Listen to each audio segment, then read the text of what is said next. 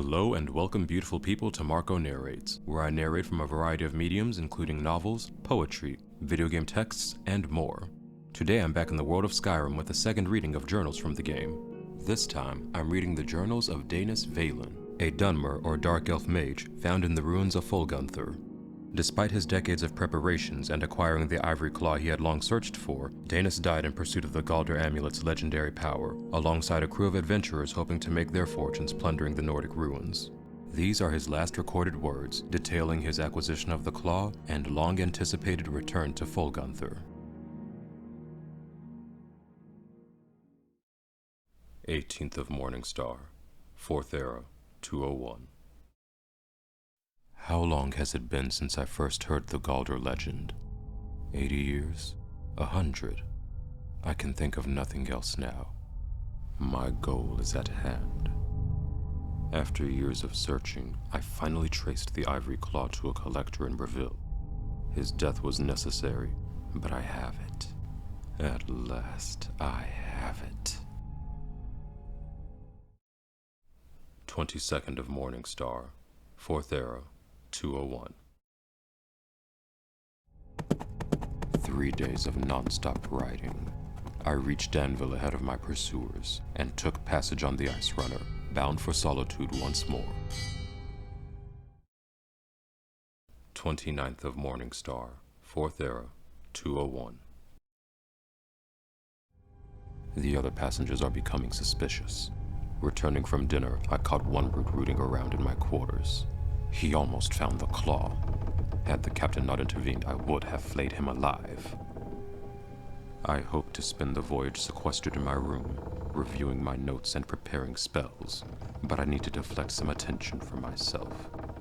I'll have to mingle, pretend to be just another petty mage, for now.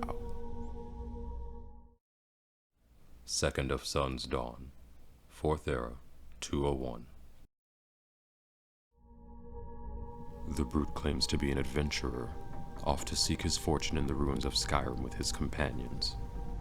Perhaps I can turn this to my advantage, use them as fodder for the traps and Draugr within the tombs. I can see the greed in his eyes. Yes, that should work. 3 weeks to Solitude, the captain says. If I have to suffer these fools longer than that, I'll swim. 27th of Sun's Dawn, 4th Era, 201. With the brute and his companions in tow, I led our band across the marsh to Folgunthur, where we made camp for the night. Little has changed since my first expedition 10 years ago, but this time I have the claw, and I will have the amulet. I spent all night preparing a synopsis of my notes, in case some fragment of the tale or piece of ancient lore may be needed to bypass the wards within the tomb. Then I cast all my books and scrolls into the fire, and reduced my life's work to ashes. At long last, today is the day of reckoning. If I cannot have the amulet, no one will.